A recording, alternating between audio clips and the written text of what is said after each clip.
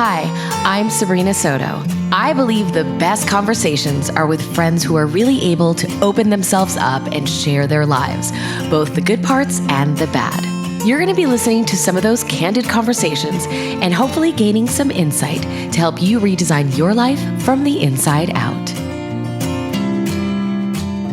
Today on Redesigning Life, we are joined by Chef Whitney Aronoff. She also owns Starseed Kitchens, which is a spice company. I want you to talk about it. But I'm so excited, Whitney, that you're with us today because I have so many questions about the connection with food and living a very high vibrational life. And it doesn't have to be this like woo-woo talk, but just living, how it affects you. And I know that you're as passionate about this topic as I am. So yeah. I just want to get started. First of all, thank you for being here. My pleasure. It's so exciting to connect, as you know. And before we started, Whitney said that we have a mutual friend, a friend of mine since I was 10 years old, that her name was Nicole, that Whitney worked with. So I'm so excited that we have this weird connection. Yeah. So let's get started.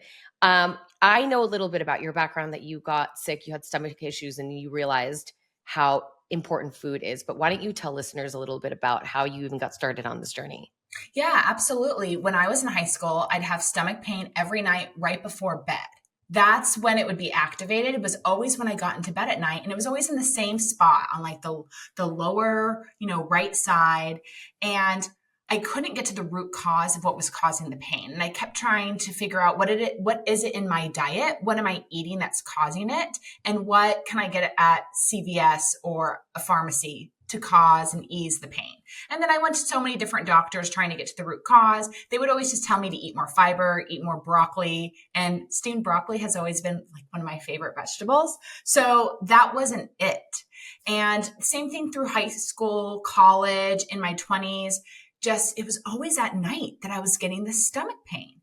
And that led me just to explore every type of diet under the stars, trying everything, nothing quite working.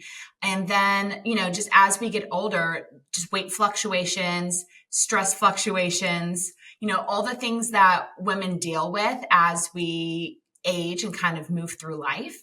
Yeah. And I finally just figured out, after all these doctors I went to, no one was able to help me, that I could heal myself with food, that I'm in this body, I know what I'm experiencing, and something's not right. And I decided to go to a health supportive culinary school where I would learn and get just as much information from a registered dietitian as I would get hands-on experience cooking food.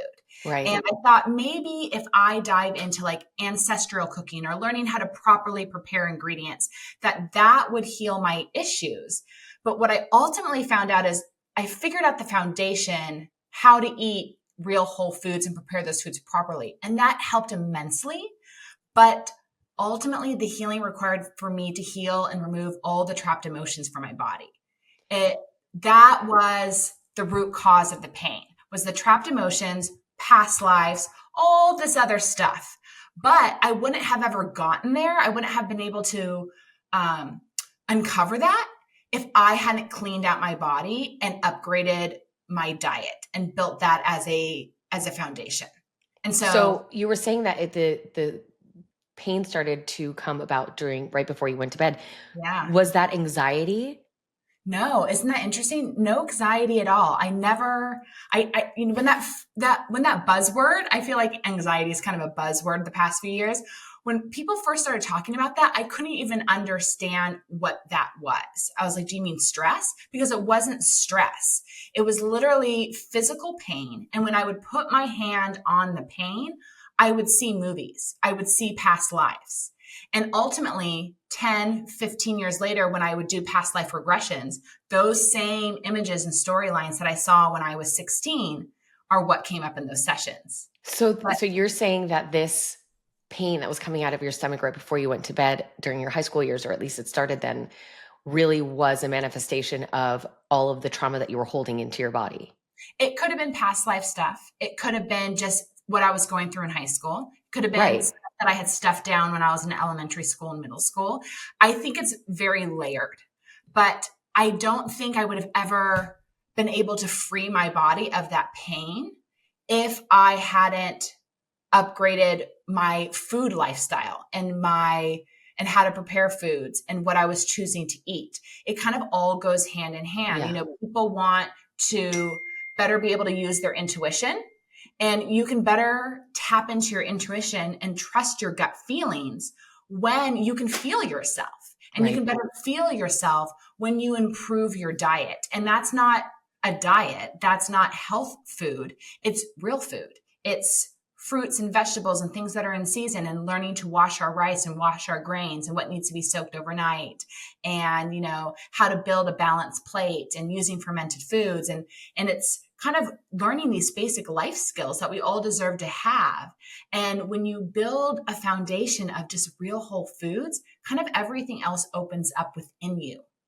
I had stomach issues as a child too, but mine were like, it was connected to anxiety. I just remember now, like doing all the work that I've done in healing, I just started, I had stomach pains all the time, but I was always really worried about schoolwork and going to school.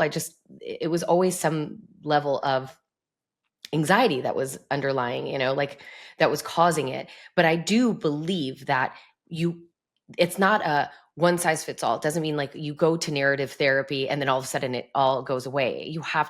It's mind, body, spirit connection Yeah. to really take care of any problem. So you're saying you realize that it was trauma that you were stored in your body, but that you could start the healing journey also by assisting your body using whole foods. Yeah. So I think we have to really work on creating a good foundation so we can start to let the other stuff go. So as someone that, works in interior design, I'm sure you focus on getting certain basics taken care of first before we work on the other stuff. So you're going to focus on the basics before we go out and get all the accessories. Right. I wouldn't start buying throw pillows when like we have to tear Yeah. down a wall. Yes, exactly. And so I find, and I really recommend to people, like, upgrade what you're currently eating. So if you're going to Costco and getting your protein, start to look for different labels. 100% grass-fed, grass-finished. Find a different place to get your chicken. Make sure your chicken is, not given a vegetarian feed, that it's actually, moving around pastures. Okay, wait, I have questions about this Yeah. because there's so much information out there. Why I understand people have a problem understanding what to eat, because I feel like one day organic matters and the next day it doesn't. I remember so many people say supplements matter, especially as we grow older, especially as women. But then there are certain doctors that say supplements you don't need to take them. So let's start with what you were saying: grass-fed, organic, wild-caught fish.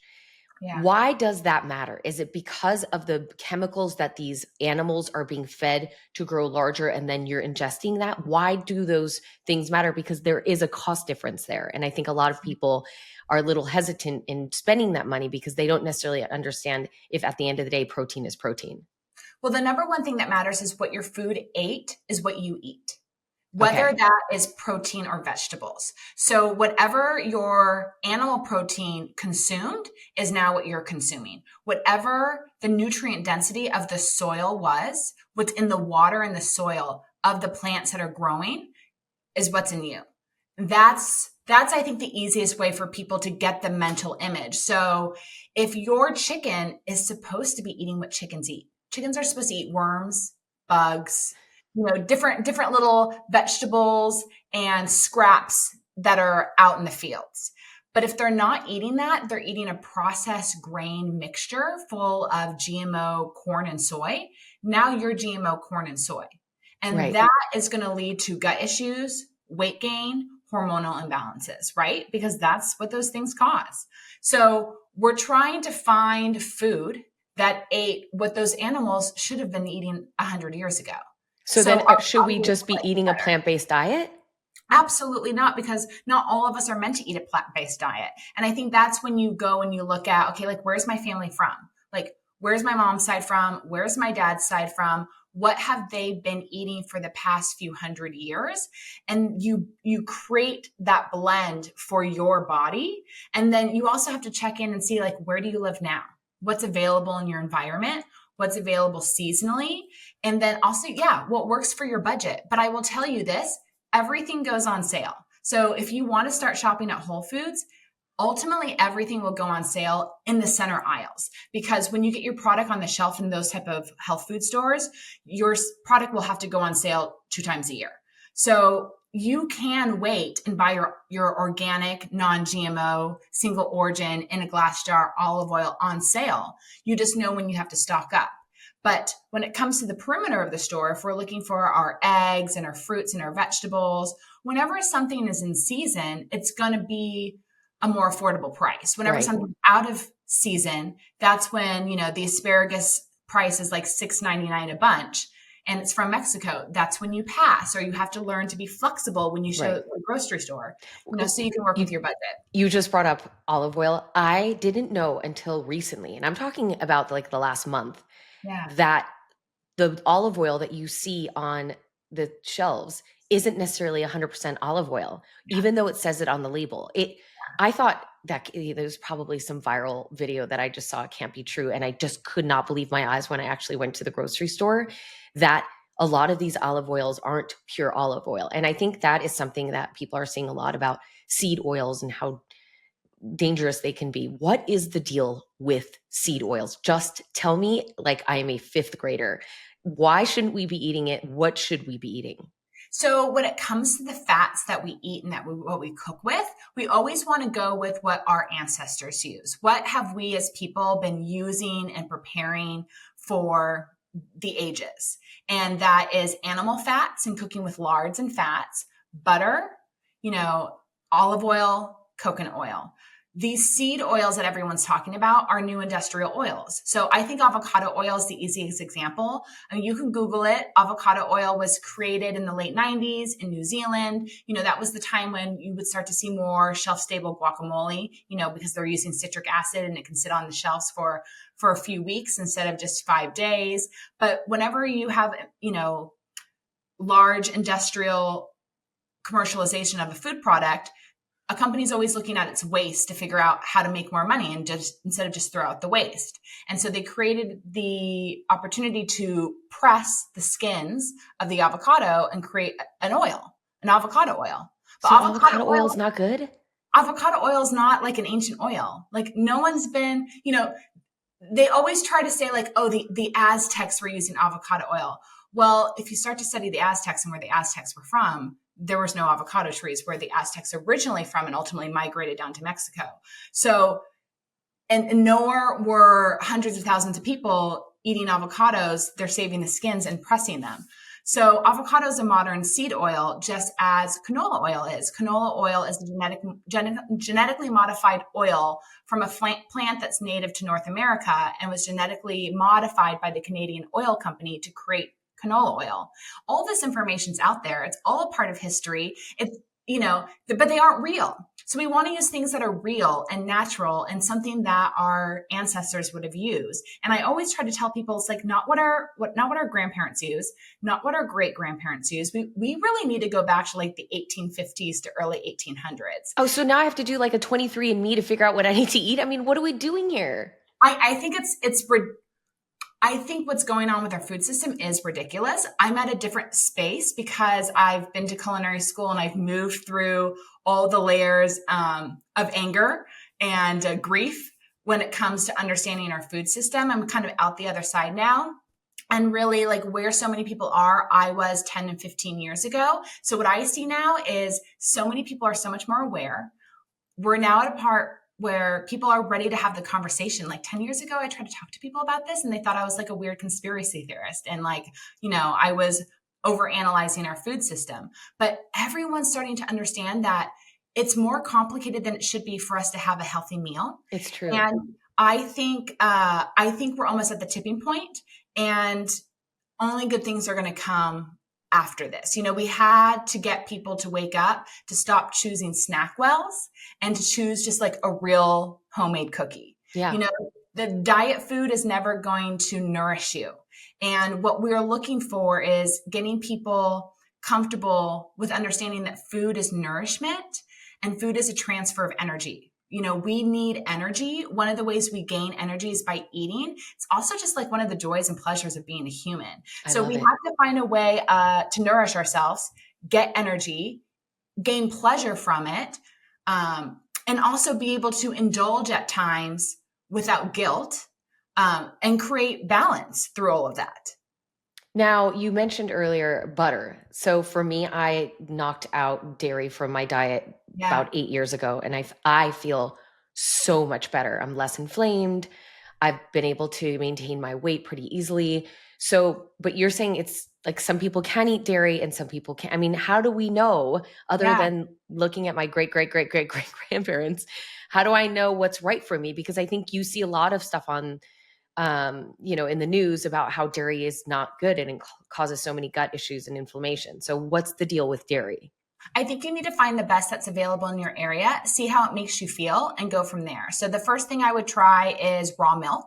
So certain health food stores, raw milk works, and you'll find with raw milk, it's sweeter and actually has a better taste than the non-fat milks or the pasteurized milks. So you go to your health food store, you buy raw milk, you buy raw cream, you add that to your oatmeal, or you make raw milk ice cream, play around with it, see how it makes you feel.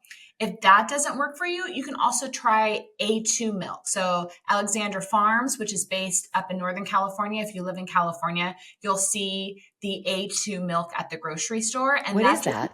yeah, it just means that it is a cow that has been genetically tested, and it still has the A2 case. It has the A2 casein, not the A1 casein. So it is a cow that essentially hasn't had its DNA modified, and the protein casein is better digested and absorbed by your body, and you're not going to have the inflammation and the reaction.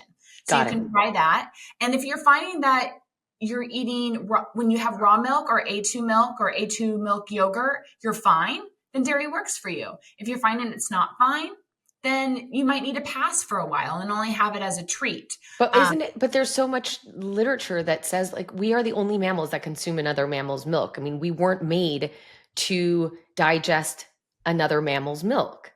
And there's also alternative belief to that. So like I'm a big fan of the Weston A. Price Foundation, which has all these incredible studies that show how much raw milk, raw cream, butter is a fat, it's a brain food, how much that supports kids and adults' health. When you have raw milk and raw cream and butter, it creates healthier teeth.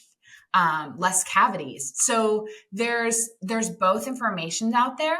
So you really have to figure out what works for your body and what's available in your current environment. Right. That's another thing. Like we both live in California and we're so blessed because there are so many outlets for us to get healthier foods, but I travel a lot. And I think for a lot of people and a lot of people who are listening now, it's just impossible. And now, even in this conversation, there's just so much information that you just don't even know which way to go. Like, I don't know, am I supposed to drink this? Am I supposed to eat this? So, I now know that the oil, like especially just even refined oils, like we all know that's not good for you. So eating whole foods, obviously important. Talk to me about organic produce versus non-organic produce, because I do listen to a lot of people and I get a lot of feedback, especially people with bigger families that have a hard time digesting paying so much more for organic, and does it really matter? And we've heard about the dirty dozen with the vegetables and fruits of like, these are the worst ones not to buy organic. So does that mean those are the only ones that are important and the other ones we can get away with just getting normal conventional produce? So for those that aren't familiar as to why you need to look for organic or locally grown or regenerative farmed, I highly suggest watching the film Common Ground. You can find it really anywhere online right now. It's outstanding. It's done by the same people that did Kiss the Ground. And it's going to help you understand why. And I think, within this time frame, it's going to give you all the information you need. But basically, Yeah, give us the cliff notes in case nobody wants to watch it. Yeah, the cliff notes is, right, what your vegetable consumed in the field is what you're consuming. So what it absorbed in the soil and what it absorbed with the water and then what it absorbed in the air, right? Because the wind blows. So that's another thing, is we want to make sure that we're choosing our food from farms, not next to farms that are using pesticides, herbicides, insecticides, because the wind blows. So It's what our food consumed is what's going into us. And what do we want? We want fruits and vegetables and grains that were never sprayed with pesticides, herbicides, insecticides, and have never been genetically modified, because that's going to affect our body. A lot of people are suffering with inflammation. It's not the food that's causing the inflammation. It's the stuff that's on it and in it that's inorganic. And so that's why we're looking for organic food or regeneratively farmed food, because we don't want that stuff on it. It's not good for us. Okay. You can Yes, feel of it. course. So like if we are, I was listening to another podcast and they were talking about like a lot of us go to eat and we think, okay, we're going to have a really healthy meal, a salad. But if you're at a restaurant and it's not organic produce, you're basically ingesting a bunch of pesticides and insecticides. So it's probably healthier for you to eat a sandwich or something else. With that said, do you ever eat out? I mean, what do we tell me, like, what did Yeah. you have today for breakfast?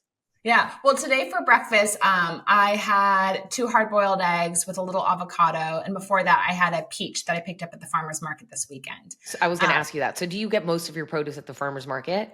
I don't, because I'm a personal chef and I go to the grocery store 5 days a week for my clients. That's when I pick up my groceries for myself. And I kind of only go to the farmer's market about once a month, maybe every other week. And I like to pick up my fruit there because there's a particular vendor I can go to and I know nothing's been sprayed.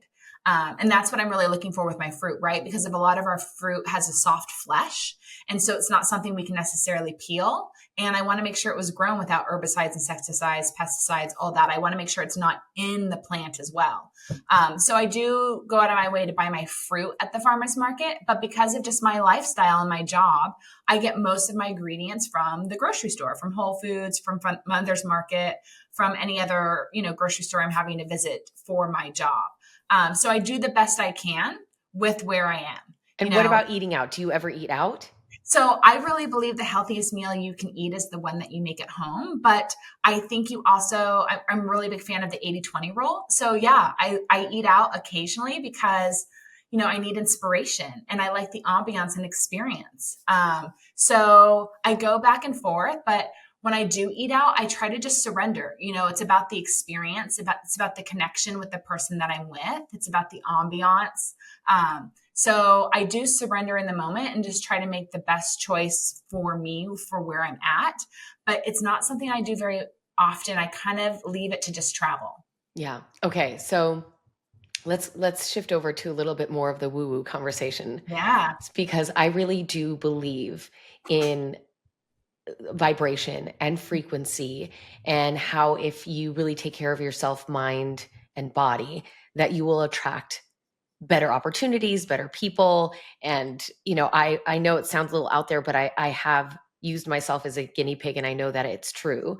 Yeah. And so I do believe there is a connection between the things that you ingest, whether it's what you're eating, what you're drinking, the people you're hanging out with, what you're watching, what you're listening to, it all matters. I know that you're also equally as passionate about this. What are your thoughts behind the vibrational match between what you're eating and your life? That's really interesting. I think you don't need to think about it because you just feel it or are pulled towards it. So purchasing fruit is a great example, right? So you walk up to the peaches at the farmer's market and you'll feel a few before you choose the ones that you want to take home with you. Now, you're probably looking at them, right at the top to see that it has a really nice, dark, peachy, warm color, because those are the ones that are going to be most ripe that you're going to take home. You're going to feel them out, right? Because you don't want it to be too soft or too hard. But ultimately, there's something that you're feeling within the peach as to why you chose that one. It's a vibrational match, right? It's just like when you walk into a room, there are certain people that you see or feel that you are more drawn to than others. There's some sort of vibrational match there. And it's a very interesting thing. And I think that when you improve your diet and your lifestyle and you make cleaner, healthier choices, you change. Yeah. Your mindset changes, your gut changes, like everything about you changes in a good way, but you do move in a more up spiral fashion. And the people that aren't making those same choices, they can't stay connected to you. And it's hard, but I we have a see friend it of in mine who healing. is in phenomenal shape, and he is even in the medical field, but I mean, it's semi obnoxious, but that he gets to eat whatever he wants. And I'm talking about like frozen pizzas at night, just Mhm. not great choices. And he truly believes that it doesn't, like, food doesn't affect him in that way. Yeah. Are there some people that are a little bit more sensitive to what they're ingesting, and other people's who have, like, I guess, for lack of a better word, thicker stomach skin? I think it'll catch up to him, unfortunately. Yeah. I have had people in my life with the same mindset, and then I watch it catch up to them. And I don't enjoy watching that. But there are some of us that are just more sensitive to others because we've just evolved a little faster on our journey, but everyone's going to get there. Everyone's going to hit a point where the processed and the microwavable foods are suddenly going to make them not feel good. That I'm Or there, and it's actually you I can, think it's obnoxious because I used to be able to eat more junk food or even candy. Let's just say candy as an example. yeah, I have an 8-year-old daughter, so there are times that we have candy in the house. And if I have a bite of her, whatever, it just tastes synthetic and I not, know. it doesn't taste good because I'm used to eating dark chocolate. And now I do when I have like a cheat day or whatever, not even a cheat day, but when I just go out to eat and I have something that's probably not as healthy, I do feel it. Like I feel lethargic and not so great. Whereas before, I don't know if I would have noticed that I felt bad. Do you see that in a lot of clients? It's really interesting because I cook for my clients, and many of my clients I've been with for many years. So I even have one client I've been with for 8 years. And for me, because I'm so intentional with how I cook for them, and I practice a very strong spiritual health and wellness practice. So I know the energy that I'm preparing with my hands is going into their food. So I watch them evolve over the time that I cook for them and work for them. And I do notice their consciousness evolve, their ability to be more open-minded about alternative subjects, about our food system, about their health and well-being, about wanting to upgrade, you know, their wellness. And the other thing is they become more sensitive to sugar as I work for them. So a lot of my clients ultimately hire me because they want desserts, but their body can only handle honey, maple syrup, maybe dates or date sugar, and occasionally coconut sugar. All the other sugars make them sick. And that's what happens to me too. I can't go to an ice cream shop and have a scoop of ice cream. I'll crash and I'll be sick in bed for days. But I can make my own ice cream out of raw milk and honey, and I'm fine.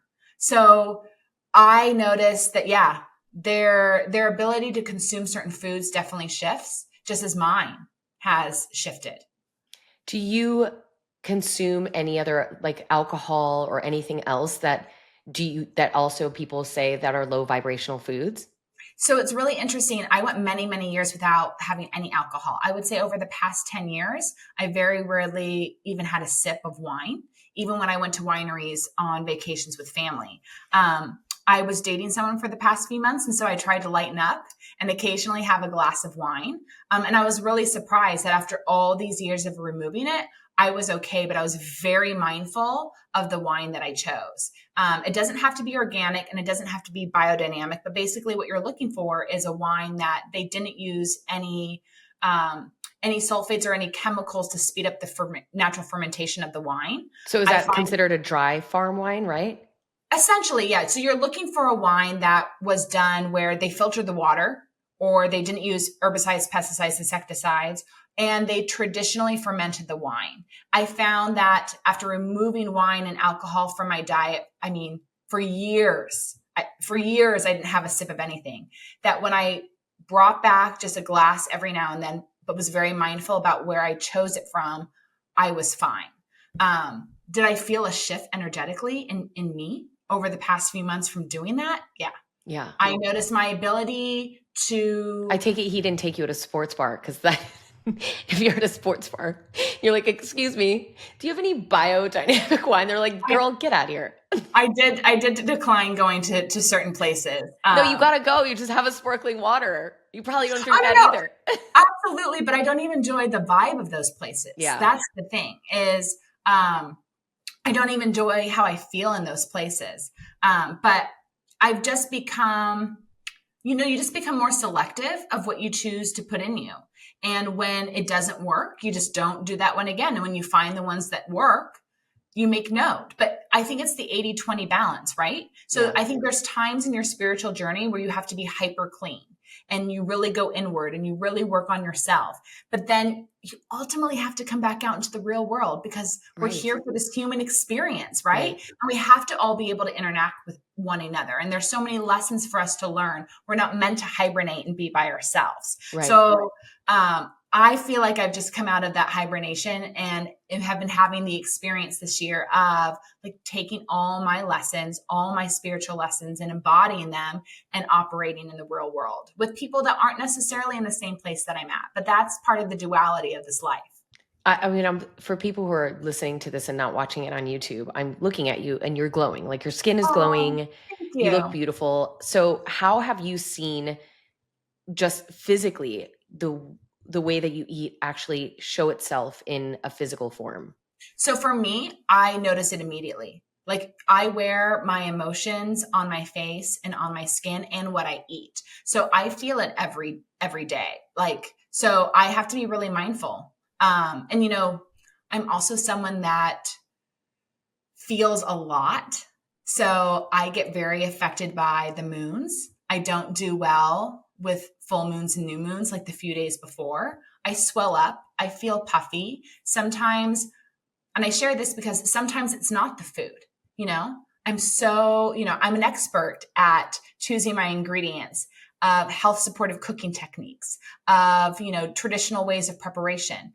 And I can still feel heavy and bloated despite the fact that I know I didn't eat anything that should be causing that. So what So, happens when you feel bloated? And I'm asking yeah, like for a selfish reason because I'm extremely bloated today. So and I yeah. know a lot of women my age are going through that where all of a sudden they just feel bloated. What is your remedy for that? Yeah, because we have a new moon in 2 days, and that's Oh, part of the reason why. And it's a Cancer new moon. So Cancer is like the most emotional sign. So I've been crying for the past few days, and I'm like, what is going on? I'm not a crier. I'm like, oh, this is coming up. And I also feel swollen and puffy, but nothing in my diet's changed. And I've actually eaten a lot of fish recently and a lot of bone broth. So what's going on? So when I have those experiences, I take a dip in the ocean. I okay. go to the infrared sauna. I walk. I have to get away from technology. Like the more tech I'm around, those invisible frequencies make you swell up. Those are the things that I do. Sometimes it's just like mental affirmations, reminding myself that I am safe. I am at peace.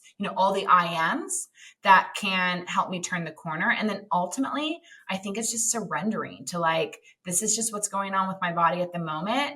I'm okay. And Yeah. then some of the other things that I like to do is I love a castor oil liver pack. I That just started doing that. Queen of Thrones castor Yes, oil that's the liver one I pack. have. Okay, for people who are listening, I actually was going to do a reel about this because I went to a naturopathic doctor to check my hormones, and she had mentioned that this was really powerful for detoxing. And you basically put castor oil on your liver, like outside, like your tummy, and then you wrap it around it. You could get it on Amazon. I'll put a link to it in the show notes. And I've been doing it every night, but I'm going to tell you the truth. I don't know what does it do and how does it work? A castor oil pack. Yeah, and then so after you put it on, I put like a warm compress, like a warm little pack on it for an hour, like watch a TV show or a movie or read a book. And I always get the best night's sleep ever after I do it. And then I also wake up slimmer. So it just helps flush the water weight and the hormones out of my body. And But it basically, comes out of your urine? but it's what's happening with the castor oil is it's almost acting like remineralization. So it's remineralizing your body, it's nourishing your liver, and it's allowing your liver to detoxify because as we get older as women, we really store our estrogen, our excess estrogen in our liver, and then that turns into fat. So we have to flush that stuff out of us so we don't gain weight and we don't gain melasma and all the other skin and health issues. So that's what the castor oil is helping the body do. It's helping the liver just flush out all the excess estrogen and toxins that it's storing. How often do you do it? I just do it like 3 nights a week, 2 to 3 nights a week. Okay. And then another thing that I love that I do weekly is I have one of the foot ion detox machines. And that helps get like all the excess lymph out of my body, and just again move fluids that are making me feel swollen. And I've kind of figured out. I'm writing this down. Foot ion helps, machine. Yeah, if this helps, I think everyone needs to build their library of tools at home. Yeah. Right? We got to figure out a way to have this stuff at home so we aren't driving all over town. That's right. Seeking all these remedies, because that's going to exhaust us and ultimately not refuel us. So you figure out the remedies that you have at home and then you apply them when you need them.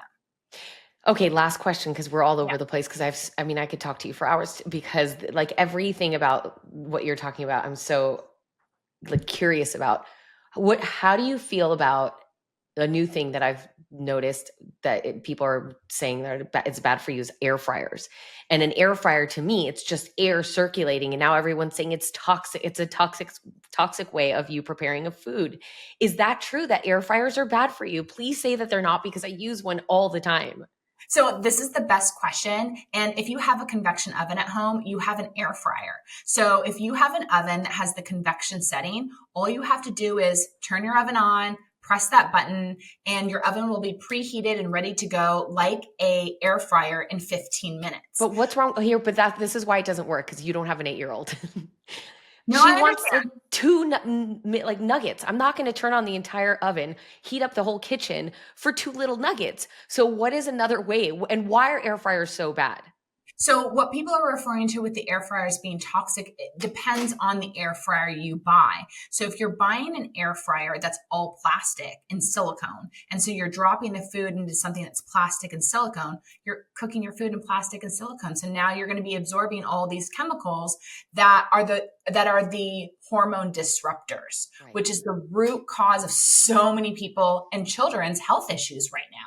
And so we have to get away from eating food in plastic and cooking food in plastic. And, silicone's kind of dicey too. We really don't know the long-term effects of that. So if you can find an air fryer where it's at least stainless steel or metal, that's a little better. I'm the type of person, it's just little old me at home. So I turn on the oven in convection setting when I'm reheating, 2 little pieces of chicken or 2 little meatballs, because I just put it in as I turn on the oven, set it to 400 convection setting, give it 15 minutes. And it just is what it is for me. Just because as a chef, I have a lot of tools. I just can't bring in any more tools into my house. Yes. But if you're someone that really, you just don't have a proper oven and you're really relying on the air fryer because that's really all you got, that's when you just have to buy quality over quantity. You have to invest in the best version of that item that you can. So don't go cheap. Don't go for the cheapy one because it's the better deal. Really take your time in choosing a higher quality version. So that's like with people who love crock pots, I always recommend buying one that has the ceramic insert, not the stainless steel insert, because ultimately there's going to be a reaction with the metal and your food's just going to taste better. Wait, I thought that stainless steel like cookware is what you're supposed to get for health. It is great, but not when you're slow cooking food for like 6 to 8 hours. Okay. So if you're using a crock pot because you're making a slow cooked pulled pork or a stew or anything that's cooking for hours, you really want to do the ceramic. And I did side-by-side comparisons to help understand this. Where is this? This is just what I did for myself. I thought you had like something that you have on your website. I'm like, No, I literally took one recipe and I made it in a ceramic pot and made it in a stainless steel slow cooker, and it tasted completely different. Same exact recipe, did it side by side, simply from the stainless steel to the ceramic. So it's just stainless steel is fine if it's a pan. Stainless steel is not good if it's a slow cooker. Stainless steel is fine if it's an air fryer. Silicone, plastic, not good if it's an air fryer. Just think So when we are heating up anything, it's one thing if we're heating it up for a short period of time versus a long period of time.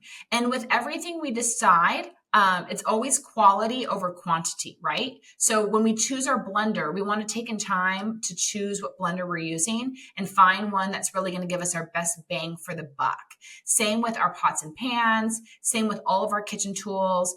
I really recommend people, it's not about having more stuff in the kitchen. It's about having the quality stuff that can really last a long time, but that's good for you. That's Yeah. good for your health. Okay, before you go, Starseed. Tell me Yeah. about Starseed Kitchens. So I started making my own spice blends with my dad when I was in high school, just, because we like to create our own flavors and it was more cost effective. And then after I went to culinary school and I learned how important organic and non-irradiated spices are. And also I just wanted to have spice blends that didn't have sugar, MSG, citric acid, anti-caking agents, real salt. And I couldn't find that on the shelf. So, I kept making them for myself, but I started to use them on my personal chef clients. And they really loved the flavor profiles of my 11 magic herbs and spices and my adobo. So I wanted to share them with more people because my passion is just really helping people eat healthy meals at home because they may not believe, but I know that when you start cooking at home and you improve the quality of the food that you're eating, that everything in your life will come into balance. You'll have a balanced physical, emotional, spiritual, and mental body. Your third eye and your intuition will open up and expand. Your physical health will improve. Like you'll look better, you'll feel better. Your mindset will shift. Like a lot of people suffer with depression and anxiety and like fear of connecting with other people, and being social. And when you change your diet, when you improve the quality of the food you eat, that stuff kind of falls away. Yeah. Because so much is connected between our gut, our heart, and our brain. And a lot of people are waiting for the science, and the science is there if you want to read about it, but why not just like feel it and experience it yourself and just look at the foods that you're buying and just make little tweaks and upgrades. But along the way, meals should still be delicious. Yes. So you shouldn't just be cooking a plain chicken breast and steaming some vegetables and thinking that's healthy. Like, go out and buy some chicken thighs, bone and skin on, cover them with my 11 magic herbs and spices. Like it should be crazy delicious and delectable. Have it with a roasted sweet potato. Have your steamed vegetables if you want. But food should be delicious and fun and pleasurable. And that's part of what makes us feel good. Yeah, I agree. Oh my gosh, Whitney, thank you so much. I'm going to get those spices and keep you Thank posted you. It's because at they look. Erewhon. Oh, If they're you're at Erewhon now? Yeah, if Since you're in LA, when? 11 Magic Herbs and Spices is in Erewhon, but my anti-inflammatory adobo isn't there yet. Hopefully this fall. But if you go to any Erewhon location in LA, if you go down the spice aisle, you'll see a little Starseed Kitchen. Oh my gosh, there's one next to my house. I'm going to go get it. Oh, cool. That is so Yay. exciting. Okay, good. And then I'll put the link to your website, your Instagram, Starseed's website too. Thank you so much for being here. Well, you're going to have to come back because there's so many more questions I have. You ask great questions. This was a blast. I love chatting with you. Thank you.